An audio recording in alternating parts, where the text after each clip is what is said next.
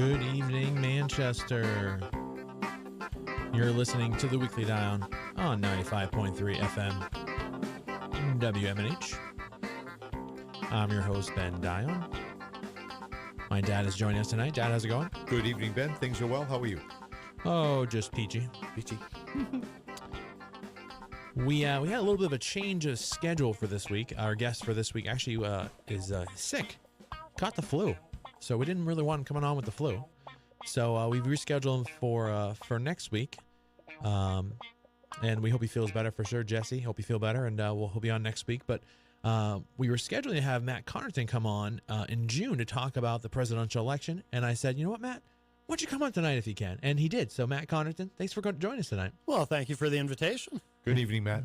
Good evening. It's always a pleasure to have you on, Matt. Always a pleasure to talk politics with you because you were one of those rare people, besides myself, I feel like, that can talk about something that's very polarizing at this point in our country and talk about it very openly and not go, no, you're wrong, and start yelling. Yeah, I think I'm that guy.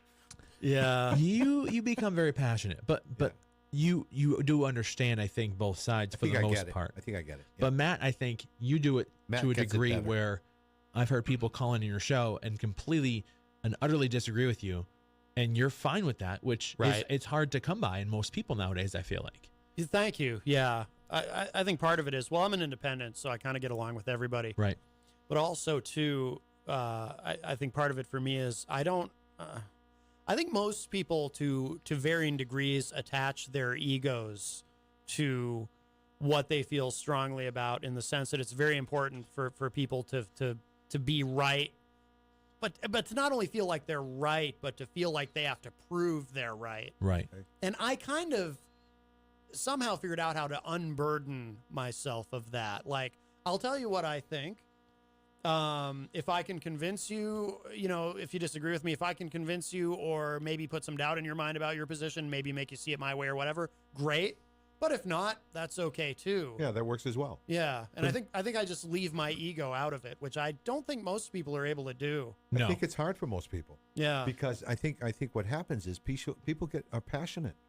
Yeah. And that, it kind of unleashes whatever. Oh, good word. Whatever comes out. I very- couldn't help myself. It's very good, right? That was good. Yes, That's yes. Good lead-in, Dad. Well played, sir. Matt Connarton is obviously the host of Matt Connarton Unleashed in the Afternoon, I couldn't help myself. right here on WMNH. And But it's true, though. yeah, Yeah. it's really true. And I think people take it really personally. So they think that Right. their view is the right view and the right way to solve an issue or overcome a challenge. Mm-hmm. And if you disagree with them, it's more of, no, that's awful. That's going to kill everyone. And they take it very passionately, which I Right. appreciate the passion. Oh, I do too. But Yeah. I don't appreciate the, no, not everyone's view is going to be right. And not everyone's going to like what you do. Right. Regardless of, you're going to tick off someone. Right. I think that's the main thing that people forget about. Yeah. That's not going to solve every person's issue, say with healthcare. That's not going to solve everyone's going to be happy. right. You're Yeah. still going to have a percentage. As long as the majority of people are happy and it solves, I think, the overall problem and people can find own solutions, they'll get over it, I think. Right. Yeah. Yeah. I think part of the problem is people get combative when you don't go over to their side, and it's not. They shouldn't be combative. We should be able to talk openly about subjects and work, find a solution that satisfies or close to satisfies everyone. Right. It can't be 100%. I think there's an underlying issue that goes on in this country where everyone is out to demonize everyone who doesn't agree with them. Right. Exactly. You know. It's become very divisive. Yeah. Oh, And everyone kind of assumes the worst possible motives Yeah. of quote unquote, the other side. And I think it's really toxic, but I think that's a lot of what drives that. Oh, yeah. Definitely. Yeah. And, Most I definitely. always go back to, I hate to mention John McCain's name in here because it's the ghost of John McCain. He's been right, quiet lately.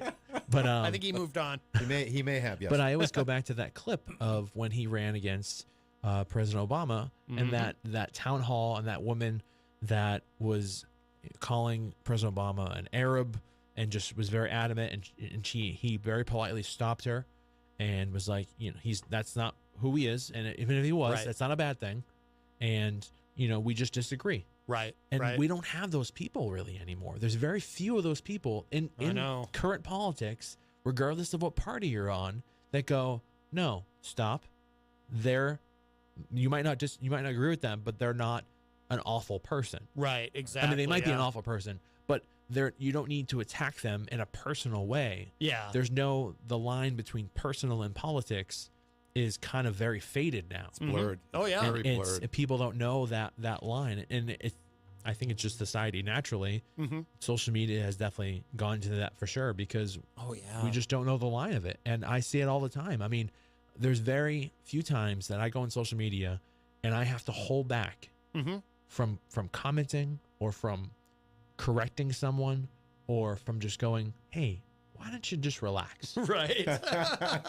Absolutely. And I've had people comment. I don't rarely comment on anything. Right. And even I think I had a post the other day about an article, and I had a person that commented, and I said, I don't comment, but I have to comment because you're misrepresenting this completely, and it's on my page. Yeah. If it wasn't on my page, I wouldn't really care. Right, Yeah. right. And if it wasn't someone I knew, I wouldn't care, but it was. So I had to combat that. Right. But I don't want to do that because I don't want to become, I love this term when I heard it, the keyboard warrior. Mm-hmm. Whoa. I love that term. Wow. Because that's what a lot of these people on social media do. Yeah. They might be a real person, but they're kind of a troll. Right. They're this Facebook or Twitter or whatever. Do they social feel media. they can say anything they want and get away with it? Is that what because they're hiding behind a screen? That's why. Exactly. Yeah. So they don't feel like they're accountable.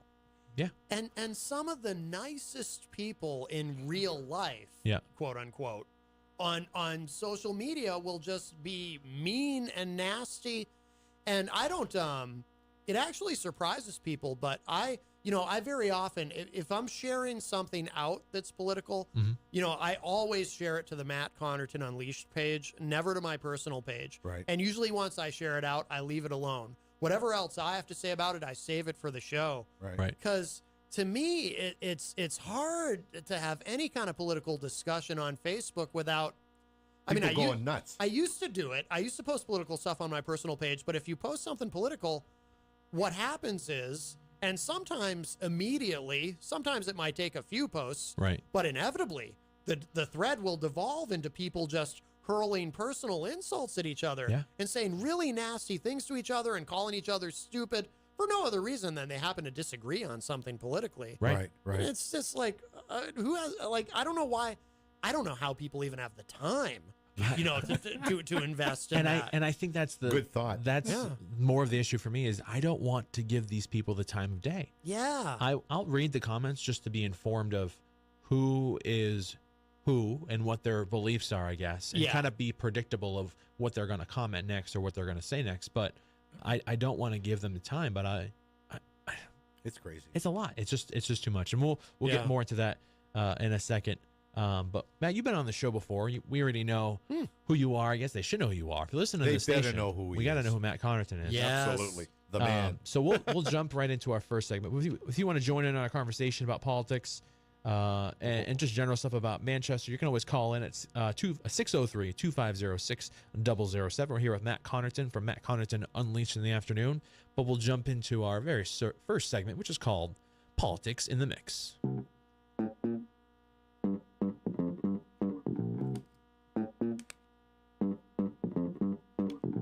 We haven't done politics in the mix in a while because we usually do it when we have a political candidate. Right. But we have someone that wants to talk politics, and that's why I like talking to you about politics, like I just said, because you can have an open conversation. And feel free if anyone wants to call in. Like I said, 603-250-6007.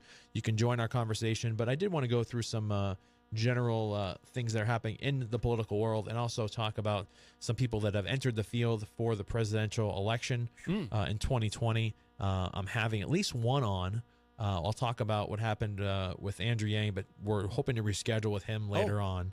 But for sure, we're having John Delaney on June 20th. He'll be in studio. June 20th? Yeah. June 20th for the That's full show, great. which would be really cool. Oh. And hoping to have Andrew Yang on maybe in July, but we'll talk about that later on. And I've reached out to a few more that have showed interest, but it's just a scheduling thing. These political candidates, they're very busy. Yes. There's a lot of them. Yeah, there are. 23, I think. 23 now. Yikes. Yeah. But we're going to try to have on as many as possible, or at least maybe do a call-in I look for at least for them to commit to at least a half hour of the show, because I can do right, I can do at least a half hour and talk. But if they can come in, that would be really cool, because we can get to talk to them even more in depth, and people get to see them. So, but we'll go into that later on. But I feel like every day, every week, we see someone else that new that enters this race. Is the newest one the mayor of New York City? De Blasio. De Blasio, yeah. Is he the newest so. one? You know what? I don't know think if he's there the may be newest. another one after that. I've lost track. More recently. I think- kind of have lost track. Yeah. Because there's a couple that I've never even heard of, Exactly.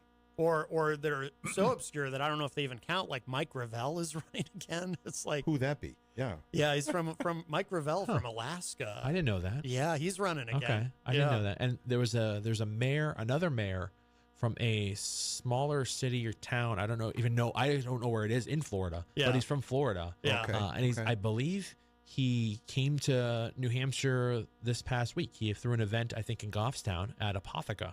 Oh, It was okay. a meet I wish I greet. knew who it was. But I can't remember his name. There's can't been a recall it bunch, either. and I printed out an article talking about how they're divided up pretty much of what their experiences, and we'll get into that. But I guess the first thing I want to talk about is just the current administration and how people have felt so polarized by this.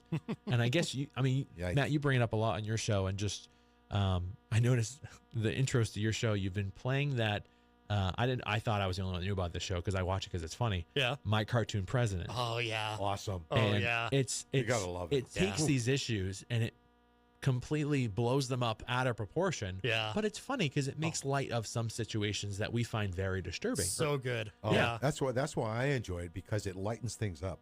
Yeah. Because honestly, my typical day is scanning, searching for news and looking at news. Every other photo is of the president, and I'm not interested.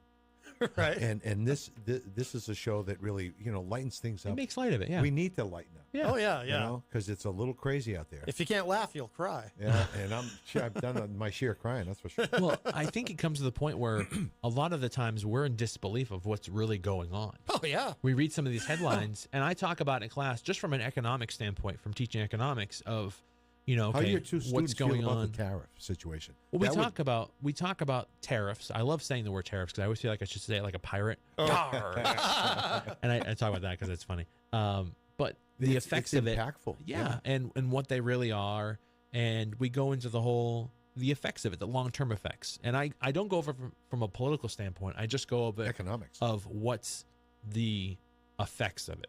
Yeah. This happens, so what are the other possible outcomes, or what could happen with it? And the Federal Reserve has been very active when it comes to comments, and the president has gone after Jerome Powell, the head of the Fed, Yeah. a bunch of times on social media. Oh yeah. And that doesn't happen normally. And he appointed him. He did appoint him, yeah. Which is interesting, but it's not supposed to be a political appointment. Exactly. As William Barr. Yeah. Well, that's not part of. Okay. We got to Just- rein in Dad over there, because sometimes we talk Well, about this when stuff. you got the Attorney General of the United States being the president's personal attorney, it's a little disturbing to the world. It's not very only to disturbing. me. It's very disturbing to you. Not only to me, but many, many. You know what? The best part of this whole scenario, and if there's anything good about it, is I see more and more people aligning themselves with the thought that this whole thing is nuts, and we need to rein this guy in because it's not going to get better. And I'm talking about our democracy here. Yeah. I'm not just talking about, ha ha ha ha ha. This is, and I think part of the problem is the media. He says something, and it's clearly a lie or mistruth, and nobody calls him on it, and they print it as such, and people read it and just, they get a little confused. I think we got a lot of confused Americans out there. I guess the biggest thing with this administration is, what are the effects of it? Matt, what do you think are the effects of, after this president, his lasting effects on not just politics, but the whole system itself, democracy itself? Do you Exactly. think there are any long-term or long-lasting effects you'll see later on? Probably. I mean, I think he's really lowered the bar so much in terms of what we think of as being presidential, for one thing. Mm-hmm. How one comports himself or herself, and just what you can get away with. I mean, he really is the the Teflon Don. I mean, they used to call John Gotti that, but Right. I say it's Donald Trump. I I mean, think you're right. you know, and the thing is, it's amazing how I always say it's like the greatest example of mass hypnosis I've ever seen, because he enjoys a loyalty and a reverence from Republicans that Right.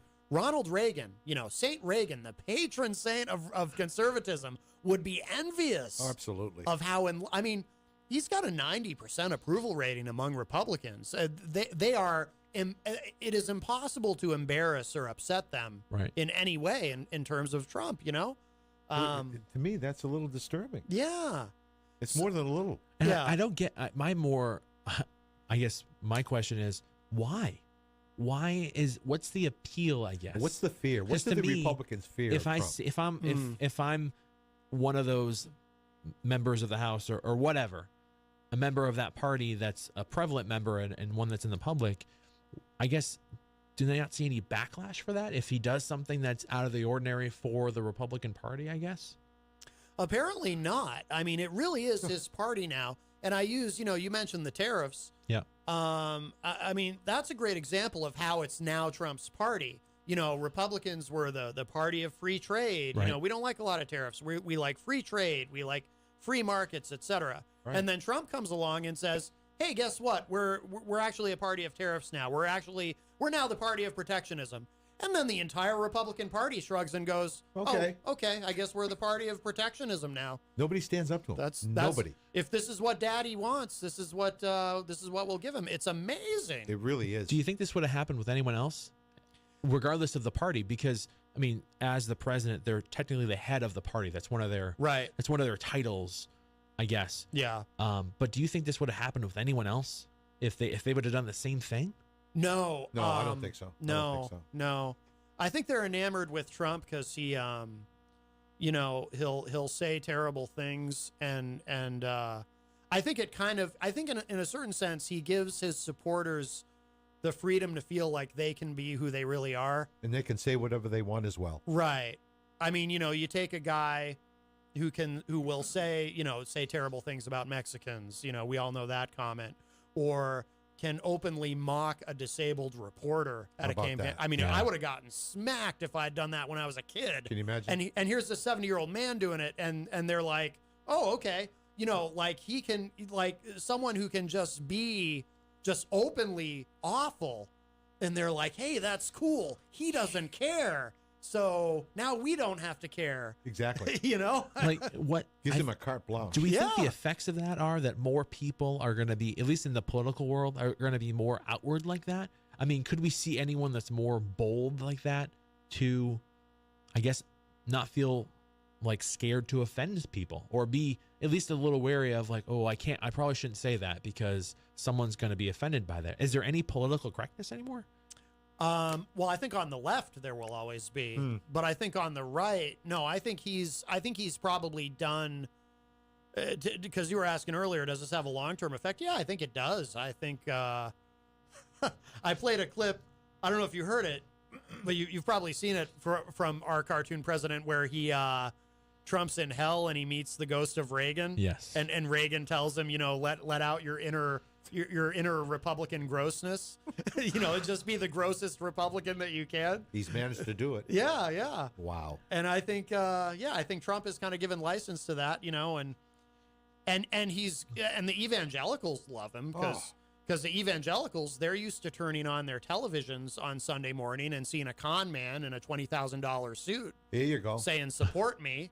So it was easy for them to snag him, Really easy. you know, so, I mean, it's incredible just the hold that he has on these people. I mean, they're in love with him.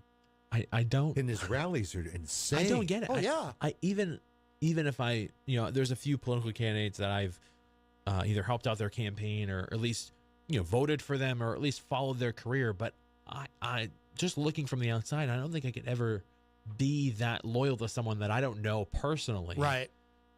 That way, I couldn't do that because Yeah. I'd have to know you.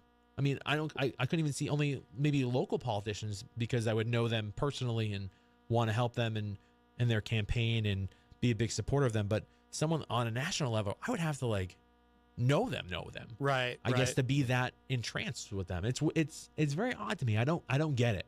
I think the other thing too that they find appealing about him is he has not even leaned in. He's really embraced conspiracy theorism. Yeah. Oh, yeah. You know, he loves conspiracy theories.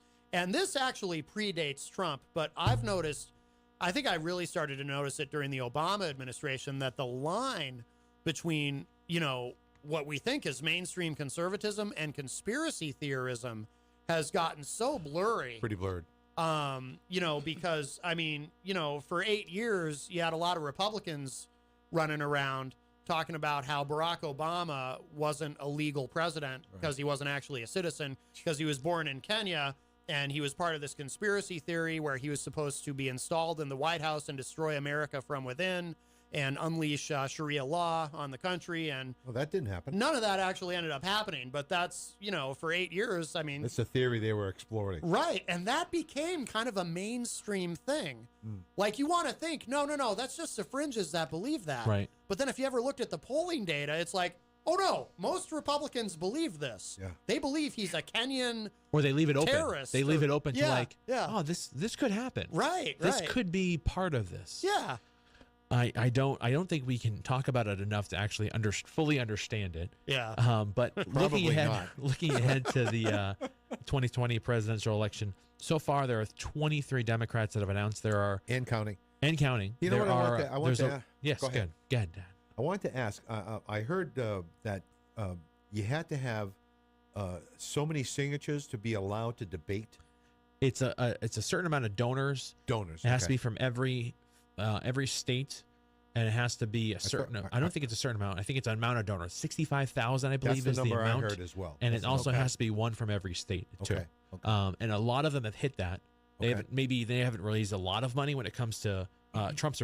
I think Trump combined has raised more than the top 3 Democrats. I think already. I believe it. Yeah. He's raised an extreme amount. There's one other Republican, or at least well-named Republican, that has announced he's running for president on the Republican side, which is Bill Weld, former governor of Is Massachusetts. he the only one so far? Only one, I think, so thought far. I heard another one. Well, it could be someone, but it might not be as the Okay. biggest name, because there's a lot of people that have announced, but no one really knows who they are. Right. Yeah. It could be on the ballot, but no one really knows who And they are. Bill Weld is a big name. Yeah. Former governor of Massachusetts, ran as a Libertarian vice presidential candidate with Gary Johnson last election. So it's intriguing. I've talked to some people that have talked to him and met him, and they appreciate his views. He's, again, more on the libertarian side of Republican. He's kind of open to a lot more, I don't know, other concepts that I guess Republicans aren't for. Yeah. But we'll see if that takes the chunk out of Trump, or if anyone else It's announces. not gonna. I've I heard. can't imagine. I think No. John Kasich might announce as well, but Really? I tend to believe he's not going to, just because he's signed on as a CNN. contributor for CNN, and he makes a good argument. He doesn't want to just run and Right. take votes away from Trump. He wants to run to win, Right. Right. and if he doesn't think he'll win, he's not going to run. Yeah. So that's a good concept. But looking ahead, 23 Democrats so far. We have people that have been mayor, governor, Senate, House, vice president, cabinet member, Oh, yeah. and 2 people that have never held any political office. I was actually looking at, I found this article in the New York Times, and it lists all the different people that are running or have announced and what they are right now. And then this is an interesting one I found that was, it lists all the presidents and what their highest previous position was, Oh, really? which is interesting to see. And Huh. you kind of see a pattern. Every so often you see a vice president Yeah. that Yeah. gets elected, and a lot of governors. I think Yeah. it's been 10 former governors have been president, 7 senators, 2 House members, 0 mayors, 1 that's no political or military experience, 6 cabinet members, which I thought was pretty high. Yeah. That is. Was Teddy Roosevelt governor of New York before he got elected? I believe you're right. I want to check on that. I love Teddy. Vice president was his highest. Oh. But he was governor of New York before that, Okay. because he was involved with the whole child labor laws. Right. Right. The Newsies, I love that. You ever seen Newsies, the musical? I've never actually seen it. It's a great movie. Great Is it? movie. It really Yeah. is. With Christian Bale, actually, is in that. Oh, really? Yeah. Yeah. As a kid. Teddy Roosevelt, the guy they have played Teddy Roosevelt in that movie, is actually looks a lot like him. Oh. He does look a lot like him. but 5 former vice presidents and 4 general officers. I think they mean military. Okay. Foreign military, which those were pretty early on. But it was a kind of a cool breakdown of everyone that's been president. A lot have been recently vice presidents. LBJ, Nixon, Ford, all vice presidents. Not Ford. Bush. Stop it. But all of them are former vice presidents. He still counts as a president. He was a vice president. Wow. I know you were around then because you're really old over there. So Jerry, what'd you think of George Washington? Pardons Nixon, and takes over office until '76, where he gets annihilated by Jimmy Carter. I mean, really. Fair enough. A lot of cabinet members, actually, 3 of the cabinet members were very early on in presidential history. Madison Monroe and John Quincy Adams were all cabinet members. Okay. But yeah, it was a cool, really cool breakdown I saw from this. And the last cabinet or the last senator House member to win was in 1880. It's a pretty long time ago. Wow. Because there's a decent amount of House members. There's about 15%, I think, of the Senate is running for president. But it should be interesting. There's a lot of people that have announced, and I guess so far they talk about the kind of the qualities of a presidential candidate. What are some important qualities that you guys think that you look for in a president, or that you think they're just important to have in general? Because coming from the president we currently have, they didn't really have any political experience, right, and any military experience, which I think that's fine overall, because we do have 2 of the candidates that don't have any of that experience either, but they come from a different kind of area of the United States, right, a different kind of demographic. Yeah. But what are some of your important things that you kind of look for, Matt? Well, I'd like someone who can speak intelligently and articulately, and I mean, I know I sound like I'm just continuing to dump on Trump, but but the guy, I mean, geez, we used to pick on George W. Bush, but my goodness, yeah, I mean, this guy makes Sarah Palin sound like a master wordsmith. I mean, it's just incredible. Sometimes I play that clip of Trump saying, they say I have a very large brain. They say, Donald Trump, they don't know what to do. Never happen. So he, in the same sentence where he's talking about his large brain, he goes on to say things that don't even make sense in terms of syntax. So I think it's important, to have a president who can speak well. I also would like someone who's anti-war. Not a pacifist. You've got to defend the country, but right. I have very strong feelings about how war is a racket. It's a business. It generally has very little to do with defending the country, and so generally, yes, yeah. So I like Tulsi Gabbard in that way. I mean, she's very honest about it. I want someone who's not going to be, just part of the military-industrial complex. Mm-hmm. So that's also really important to me. She's one of the younger candidates too. I believe she's 37 or 38. Is she that young? Yeah, I believe I think she's 38 because I think Mayor Pete Buttigieg is 37. He's the youngest. But I think she's the second youngest. Yeah. Out of Hawaii. Yeah. The only thing that bothers me is I've watched the town hall.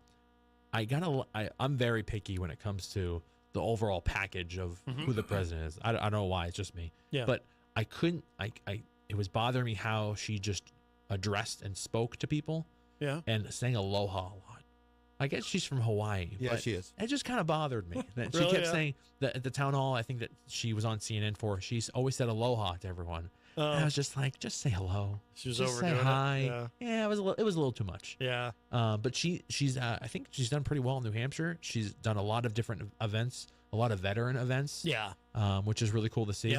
Yeah. I feel like a lot of candidates don't do that. Right. But yeah, Dad, what do you look for in some presidential candidates over there?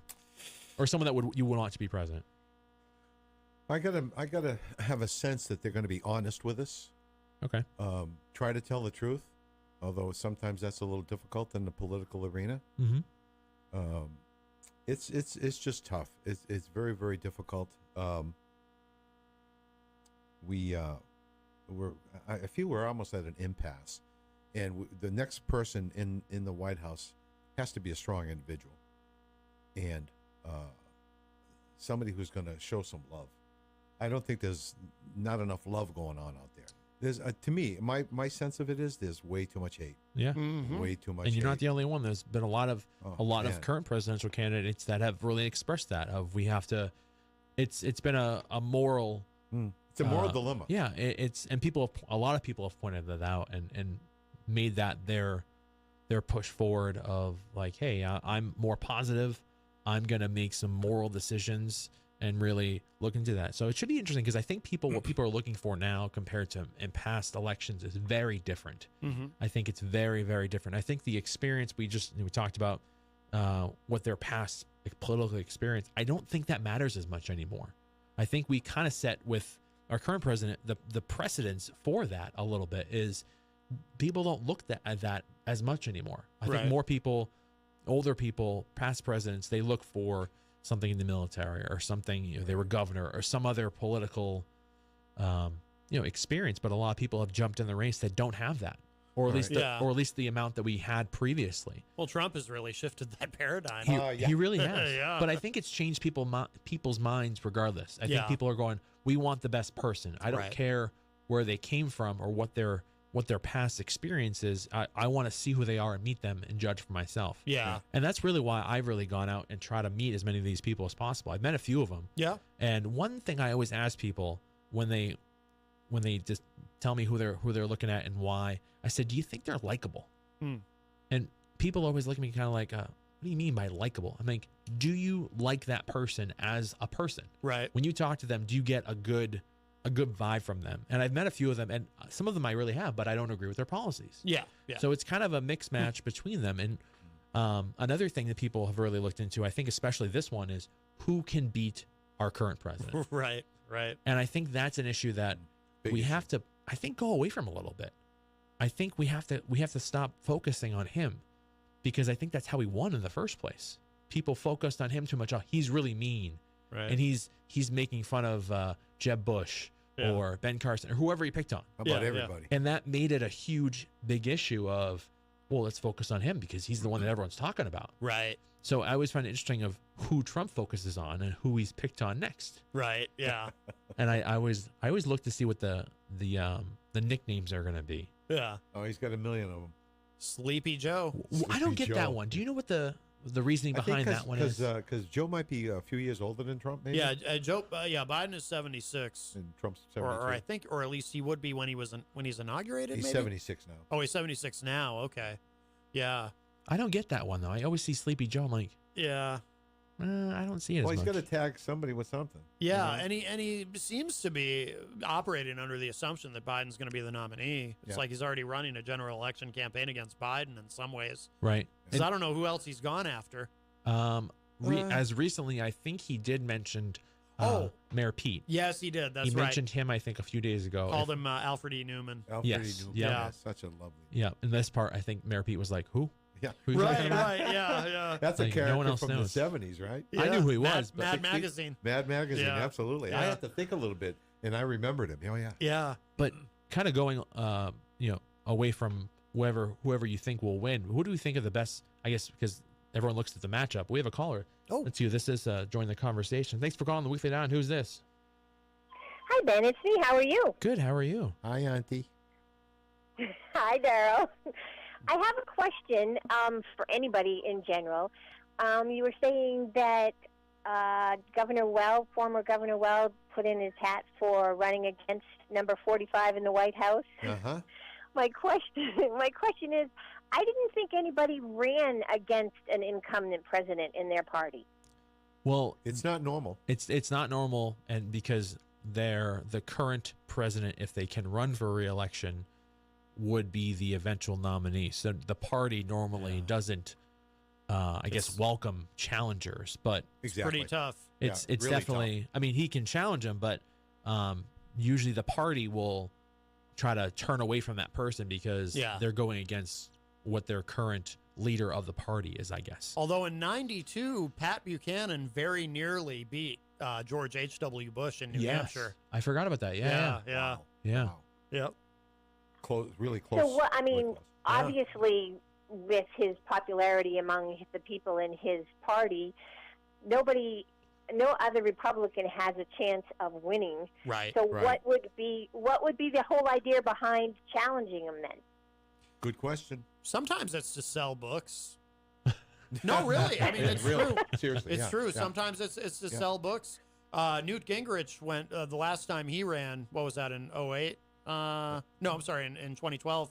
I mean, his campaign stops were literally book signings. Oh, wow. You know, because he and Callista, his wife, they make all these documentaries and write these books and whatnot. So, you know, It's a book tour. yeah, or, you know, you can increase your speaking fees if you've been a presidential candidate. That's another reason to run, you know. Wow. I mean, there's other reasons to run, Yeah. you know.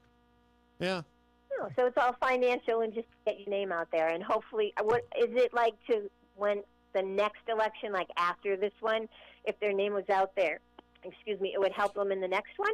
It could be. Possibly. Yeah. I mean, possibly. I think in this case, it's more to try to take as many votes away from him as possible. Yeah.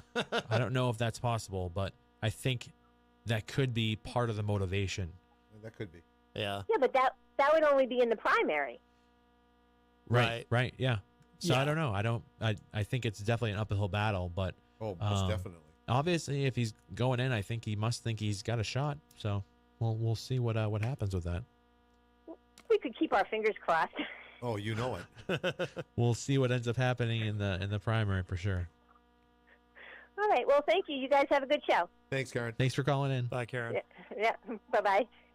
My next discussion I wanted to kind of talk about was possible matchups, and if anyone throwing kind of personal views or who we think would the best candidate be. But since everyone is kind of going out of who's the best one to beat Trump or the best matchup for him, who do we think are the best matchups? I kind of want a president-vice president matchup because to me, I always like to team up the different people and get unique matchups to see how they would go against Trump and Pence, especially in the debates. I think that's a very interesting thing would be the debates. Oh, yeah. Dad, you got one? Yeah, I think, well, I like Joe. I like Joe Biden. And I think Kamala Harris would be a good, As a vice? as a vice. Okay, that's interesting. Yeah. Okay, a little old, a little new. Exactly. Okay, Matt, you got any matchups over there? Daryl kind of took mine. Oh, I was sorry. I was actually kind of thinking the same thing. But okay, so let's see. So if Kamala Harris were the nominee, then maybe for maybe a Pete Buttigieg for I'm never sure how to say his name, for VP. You gotta say it quickly. Buttigieg. That's what I Yeah, go. yeah. Buttigieg. I say it really quick, so I kind of stutter, Right? but it also sounds. I've been told I say it correctly. Right. And if you say it quick enough, no one really has a chance They don't care. to notice if You're saying it better than them. Right, exactly, yeah. You know, Mayor Pete is having an impact. There's no doubt about it. Yeah, he is. You know, so I think that's a plus. Yeah. He's interesting to me, and I think I only want him as a vice president candidate because I think him against Pence is a very interesting debate. Yeah. Because they're from they're from the same state. Yep. It's yep. old and young. Yep. It's completely different views on so many key issues that people kind of argue about when it comes to each party. Right. Yeah, we'll see if Pence can take the moral high ground. And I think he will, but he won't. I think he'll I don't have think he some. will. I think he has some digs, but also I think he has some very valid points. So I think that the best thing would be to really see how that matchup was. But I keep being told I should go listen to Kirsten Gillibrand. I keep saying you got to meet her and talk to her because I've heard she's very personable and likable. I literally forgot she was running. She's very interesting to me. Yeah. Beto O'Rourke is very intriguing to me too. Yeah.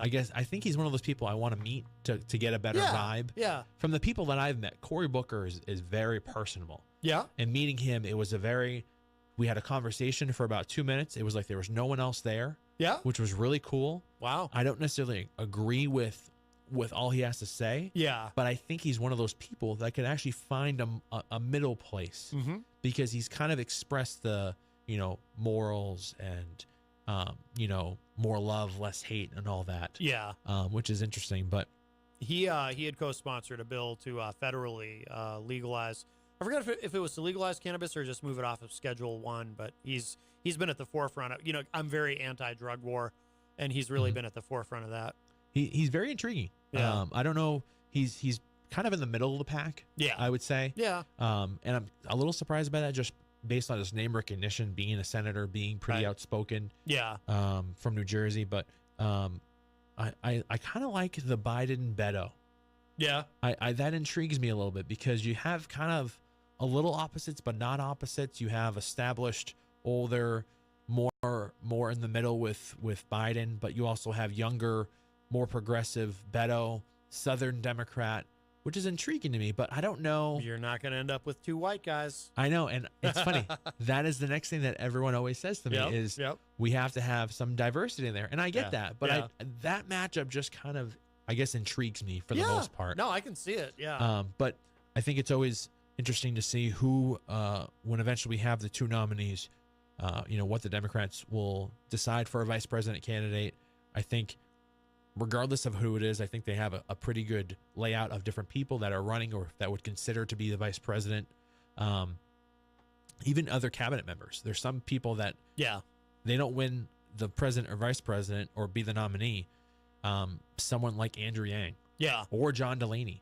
Right. As a cabinet member, I think they become a very valuable asset because they are very intelligent people and have a business sense and can really work, whether it's a Secretary of Commerce, Secretary of Treasury, someone like Kamala Harris. If she wasn't either one of them, being a Attorney General, having her experience in law, so it's definitely different, interesting matchups. But now the real question is, besides just interesting matchups, who do we think will be the eventual nominee for the Democrats? When it comes down to it, not vice president, but just president, we can predict who can be the vice presidential candidate. But who do we think so far? We get 23. I think it's too early, honestly. I hate to be predictable, but if I had to make a prediction right now, I'd have to say Biden. Me too. That's I mean, all the polls show to it right now. He's got a huge lead over most Democrats. Him, Bernie, and I think Warren are the top 3 in most polls. Elizabeth Warren? Yeah, with I think Beto is top 5. Buttigieg has come up too. I think Harris is up in that range too. Yeah, she might be top 5 over there. But the polls all say it, so we'll see what happens with that. Maybe we can get him on the show. Yeah, I've never met him. Why are you laughing? Be a coup. That would be a coup. What if we got him on the show? It'd be kind of cool. It'd be great. I always have the urge to call him Uncle Joe. I totally. Because Ben has an Uncle Joe. I have an Uncle Joe. I totally guess. Yeah, I've referred to him that way, and I don't have an Uncle Joe, but he seems like the uncle. Yeah. The uncle that maybe is a little too touchy feely, but. Yeah, that's his. He's a little, but that's he's personable. Right. I don't know what to how to read that. They didn't have to go there with all of that because that's who Joe Biden is. He's a touchy-feely guy. Right. Not disrespectful in the least. Right. And that got blown out, way out of proportion. And I think that's pretty much laid to rest. Yes. People know that that's who he is, and it's not a bad thing, but he might want to, keep his hands close to his vest. And I'm secure enough. I'd let him sniff my hair. And with that, we're going to move on to our next segment. Just to remind you, you're listening to the Weekly Dion on 95.3 FM WMNH. If you want to call in and join our conversation with Matt Connarton, you can call in at 603-250-6007. But we're going to move on to my dad's segment, which is called The Daryl Discussion. Ooh.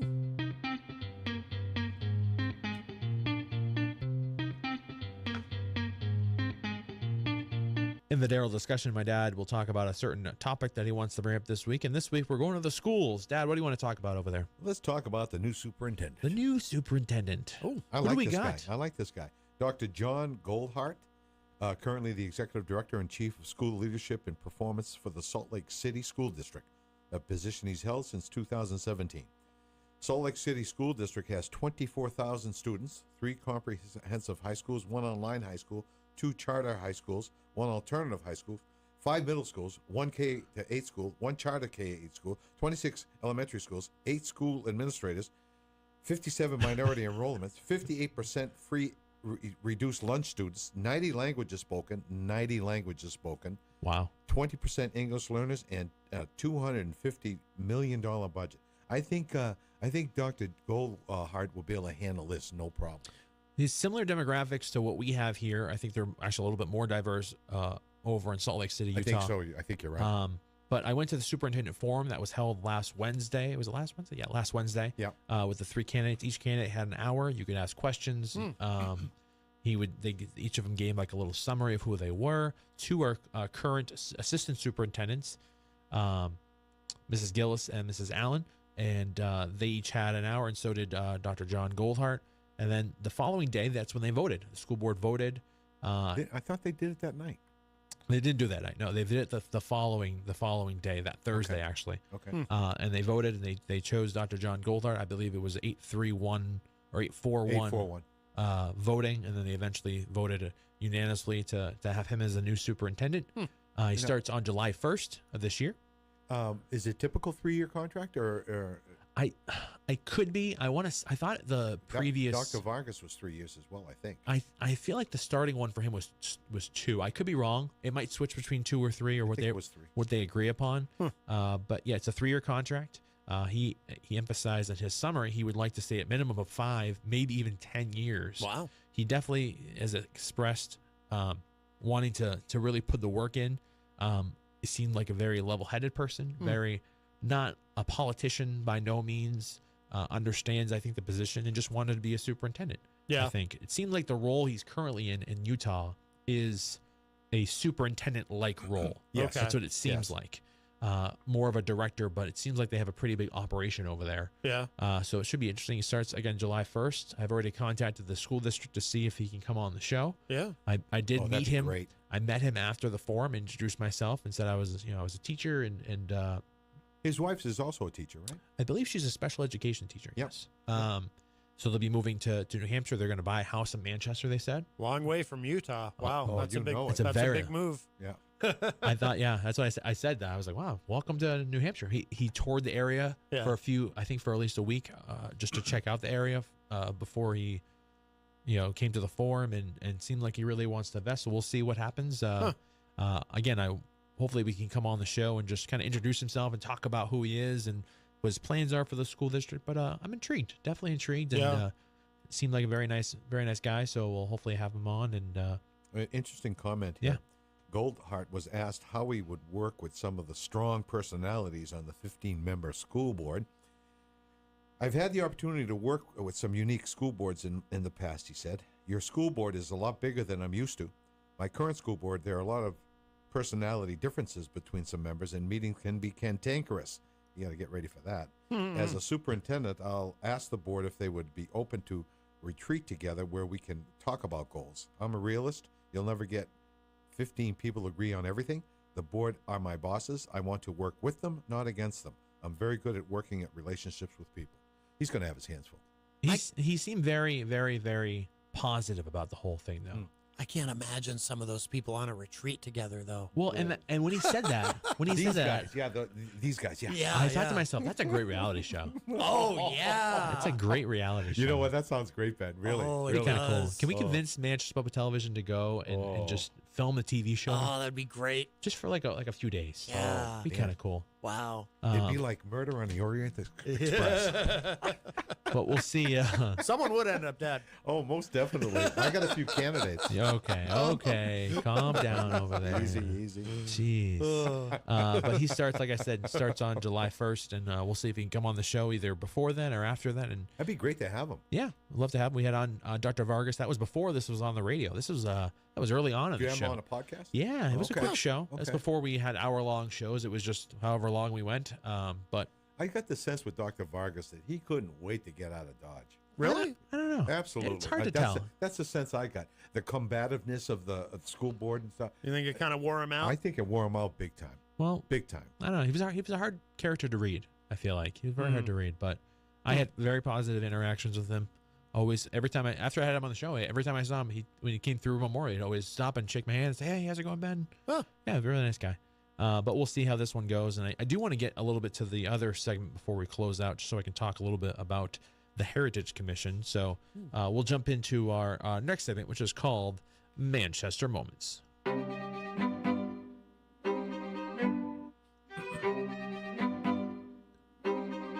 In Manchester Moments, we usually talk a little bit about the history of the city and New Hampshire as well, but I do want to mention the demolition of different buildings with the VA hospital. This has kind of been an ongoing story, at least with the Heritage Commission and the VA hospital, of what they should use buildings for, if they should demolish it from buildings. There was certain buildings that were set for demolition, and there was a residence building that was used as I think the residence for the person that was the head of the VA hospital back in the day, which was not going to be demolished. They were putting out basically opening up so people could come up with something to do with the buildings and keep it alive. But as of late, they have kind of changed their decision, and they now want to demolish the building. Make parking? I think parking was the big thing. But this is another thing we'll be talking about. Our next Heritage Commission is next Tuesday at 6 p.m. at City Hall on the second floor of the Walter Sykes meeting room. If you want to come check out the meeting and voice your opinion, I think that's the main thing we'll be talking about is the VA hospital, the demolition of that building, because we want to make sure that we can do something with it and preserve the history. There's been a bunch of meetings about it, but definitely come in and check it out. Again, that next Heritage Commission meeting is next Tuesday at 6 p.m. right at City Hall.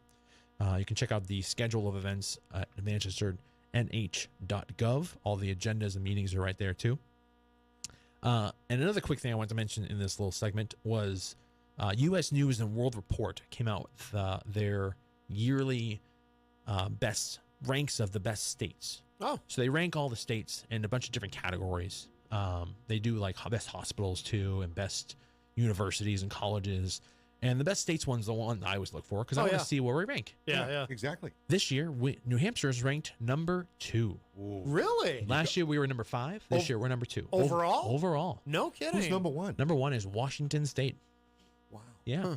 So we were We're number polar opposites. There. Yeah, I know. So we were number 5 last year. Number 2. We're number 2 this year. Wow. And they That's rank awesome. based on a bunch of different things. I'm going to go off the top of my head from reading the report. I don't have the report in front of me like I did before, but healthcare, education, crimes and corrections, infrastructure, opportunity, environment, and I think I'm missing 1 or 2 categories. Our best 2 categories, we were number 1 in opportunity. No That kidding. has a lot to do with that makes a lot of sense. with jobs and education and schooling. Yeah. And Wow. we're also number 1 in crimes and correction. No kidding. So I think the least amount incarcerated per capita. Okay. Ooh, I like think that. violent crimes was another thing. So there's subcategories within each category. Yeah, because it's very safe here in Yeah. terms of violent crime. And by the way, opportunity. I don't know if you remember this, but the time that you had me on the show before and you asked me about like sometimes you'll ask the guest what's the one word they would use to describe for Manchester. Yeah. Mine was opportunity. You knew it. I knew it. You knew it. Yes. Absolutely. Yes.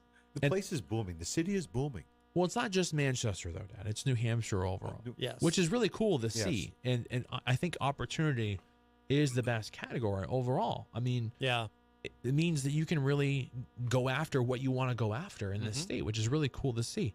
They didn't have the rankings of this, but they talked about median average income. Yeah. They talked about population.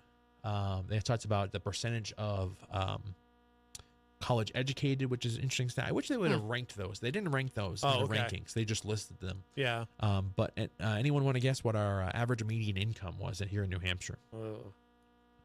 Average median.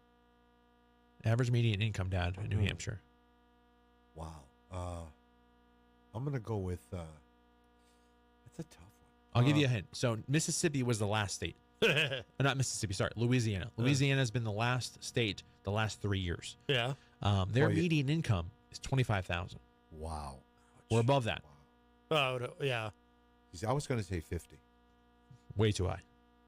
Whoa. I'll say 40. 38. 38. Okay. 38, I think 38 too. Huh. So It's a 38,000. pretty low number. Yeah, I'm a little surprised. It was actually pretty average for most it? states. Yeah, Really? I think everyone's we're usually around that range. But they also actually the other stat I failed to mention was GDP per state, which as an economics teacher we talk about GDP, and that was an interesting one to look at for each state as well as a correlation between the population. We have about I think they said 1.3 million. And our GDP was like 81 billion, as opposed to a state like California who has 34 million, and their GDP is like 800 billion. So those correlations was kind of a cool thing. If you can check it out, I posted on the Weekly Dion page. I believe it was last week. So go check out the article. And they rank those every year. They break down all the categories and the subcategories and why they do what they do, and kind of the research that goes into it. So there is a scientific way to really do that and look into the numbers. So I'm not just making this stuff up. Yeah. I wasn't that surprised about Louisiana being No. the 3 years worst. in a row. Yeah, Last 3 years. interestingly enough, historically, Louisiana is the most corrupt state in the union. Yes. Yeah, Yes. No doubt about it. Yeah. It goes that back is to true. the days of Huey Long. Yeah. They're usually pretty. Yeah. I believe I hate to Louisiana, date myself, but that's exactly where it goes back to. Sure. You yeah. belong. Yeah. Mississippi, Louisiana, New Mexico, In terms of corruption? Alabama. No, the bottom 5. Oh, okay. Bottom 5. The bottom Gotcha. 5. Yeah. New Mexico surprises me. I think they were 47. 47, I think they were. Oh, wow. Yep. Huh. Couldn't remember the third state. I was trying to think of the third state before. Yeah. Oh. Massachusetts is up there. Vermont's up there. I think the lowest New England state was Maine. I think they were in the 20s. Really? Yeah, I was surprised by that. Yeah. And Florida jumped up a lot too. Florida, I think, was number 12. Oh, no kidding. Yeah. Wow. So it was really cool. So go check it out. We gotta wrap up the show. We're running out of time. But just want to give a shout out to all my listeners on 95.3 FM WMH. Thanks for listening on the radio or wherever you're listening. Maybe you're listening on WMHradio.org. But thanks for listening. Big shout out to the morning show with Peter White every weekday from 7 to 9 a.m. Start your morning off right with some laughs. Dad, you on tomorrow? You know it. Oh boy, make sure you don't listen. That was not nice. You playing the match game tomorrow? Absolutely. Peter said he's got some new ones. So it'll be good. I'm definitely not listening then.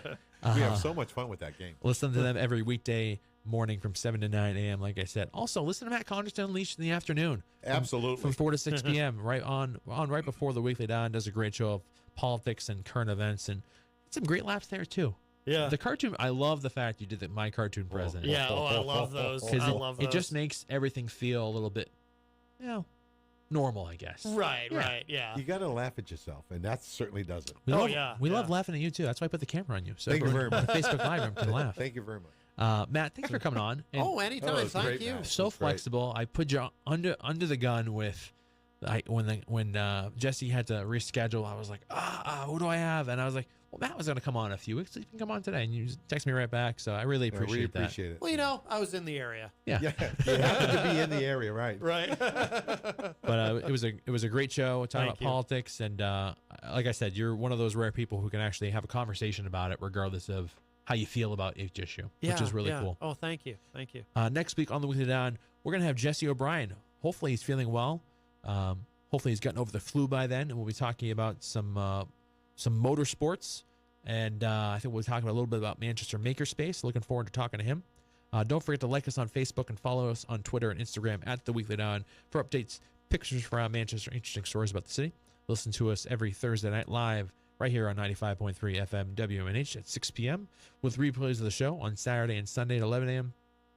and Tuesdays at 6 p.m.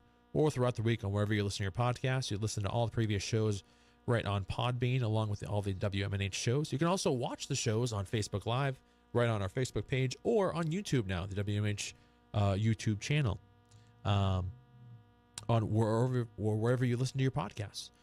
Thanks for listening. Until next time, live and be happy.